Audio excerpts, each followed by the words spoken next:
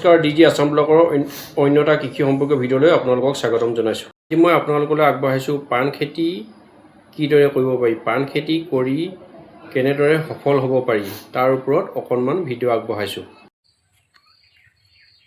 এইজোপা মই বহাগত লগাইছিলোঁ, বহাগত ডাল দিছিলোঁ।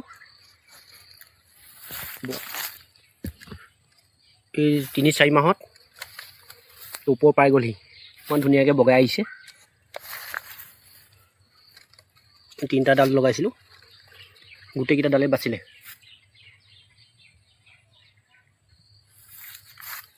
অহা বছৰকে পাণ ছিঙিব পৰা যাব। 1 বিঘা মাটি পাণ খেতি কৰক, লাখ টকা উপাৰ্জন কৰক। ঘৰত যদি ডাঙৰ তামোল গছ আছে, প্ৰতিজোপা গছত পাণ লগাই দিব পাৰে। মুঠতে এজোপা গছত 2টা ফচল পাব পাৰি। এটা গুলিত 2টা চিকাৰ কৰাৰ দৰে হ'ব। মুঠতে পাণ খেতিটো লাভজনক খেতি হয়। এবাৰ পাণৰ পুলি ৰুৱক, কেইবাবছৰলৈ পাণ ছিঙি থাকিব পাৰিব। ঘৰৰ বাৰীৰ কাষত থকা তামোল কেইজোপাতেই পাণ লগাই দিব পাৰে আৰু বেলেগকৈ ঠাই নিবিচাৰিলেও হ'ব। এতিয়া মই দেখাবলৈ লৈছোঁ পাণ গছৰ ডালৰ পৰা কেনেদৰে ডাল কাটি পাণৰ পুলি বনাই গছ কৰিব পাৰি। কৃষক বন্ধু, মই নিজে খেতি কৰি পোৱা অভিজ্ঞতাৰ পৰা ভিডিঅ'টো আপোনালোকলৈ আগবঢ়াইছোঁ। এতিয়া প্ৰথমতে মই পাণ গছৰ ডাল কাটি ল'ব লৈছোঁ। পাণৰ ডাল কাটিবৰ কাৰণে সদায় নতুন বিলেট ল'ব। পুৰণা বিলেট ল'লে মামৰ লাগি থাকে, পাণজোপা বেমাৰ হ'ব পাৰে। এফালৰ পৰা পাণজোপা গেলি মৰি থাকিবও পাৰে। এডাল বাঁহৰ ডাং লৈ লৈছোঁ, লৈ ডালকেইটা কাটি ল'ব লৈছোঁ। প্ৰথমতে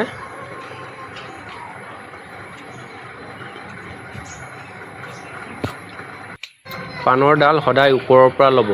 যিবোৰ ডালত শিপা বেছি থাকে সেইবোৰ ডালেই ল'ব, যাতে পাণ ডালটো ৰোৱাৰ পাছত মৰি নাযায়।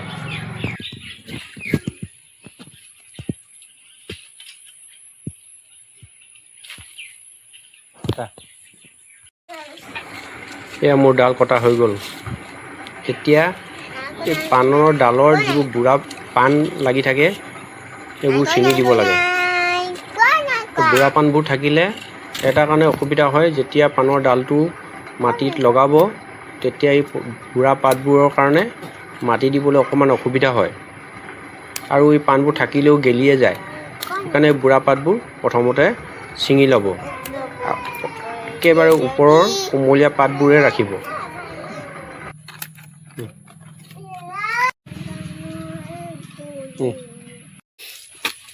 ইয়াত এনেদৰে কোৰ মাৰি লৈছোঁ মাটিটো অলপ মিহি কৰি ল'ব লাগে। এইযোৰ মই শিলিখা গছ এজোপাত লগাই দিছোঁ।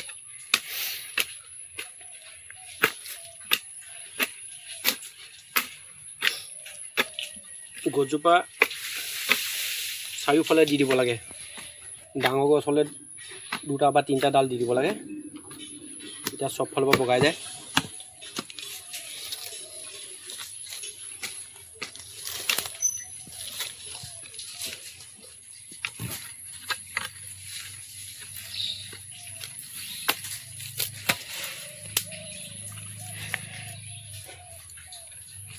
এইখিনি মই বাঁহৰ জেঙৰ পৰা কাটি লৈছোঁ।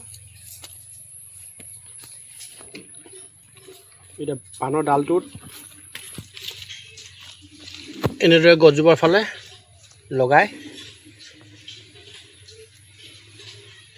এই জেংডাল এনেদৰে পুতি দিম।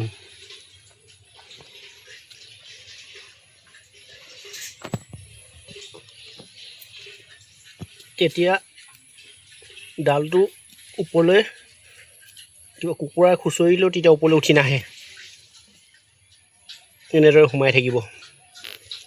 তাৰ ওপৰত মাটি দি দিওঁ, বৰ বেছিও মাটি দিব নালাগে। য'ত শিপা থাকে গাঁঠিটোত মাটি দিব লাগে, য'ত গাঁঠিটো থাকে তাতে মাটি দিব লাগে।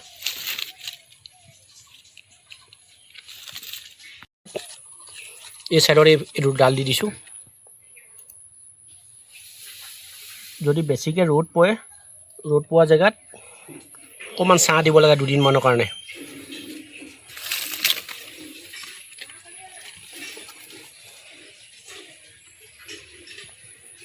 ইয়াত খুঁটি পুতি দিছোঁ এইটো এনেকৈ। এতিয়া আৰু ডালটো ওপৰলৈ উঠি নাহে। ইয়াত অলপ অলপ মাটি লগাই দিছোঁ গাঁঠিবোৰত।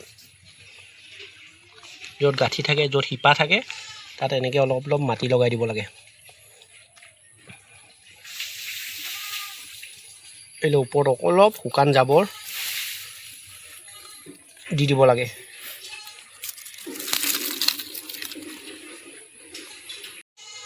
পানী অলপ অলপ ছটিয়াই দিছোঁ এতিয়া। প্ৰায় এসপ্তাহমানলৈ এদিন এৰি এদিন অলপ অলপ পানী দি থাকিলে,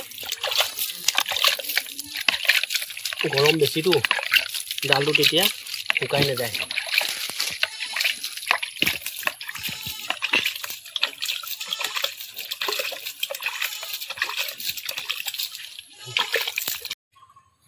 এইবোৰ চাওক জাবৰ দি দিছোঁ, এনেদৰে জাবৰ দি দিব।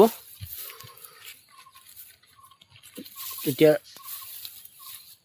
সূৰ্যৰ পোহৰ ৰ'দটো ডাইৰেক্ট পাণৰ ডালটোত নপৰে, তলৰডোখৰ অকণমান জেকি থাকিব, এতিয়া পাণৰ ডালকেইটা শুকাই নাযায়। এনেদৰে জাবৰ দি দিব। এয়া মোৰ পাণ খেতি কৰি পোৱা সম্পূৰ্ণ নিজস্ব অভিজ্ঞতাৰ পৰা আপোনালোকলৈ ভিডিঅ'টো আগবঢ়ালোঁ। যদি মোৰ ভিডিঅ'টো ভাল পালে লাইক, কমেণ্ট, শ্বেয়াৰ আৰু ছাবস্ক্ৰাইব কৰিব নাপাহৰিব। ধন্যবাদ।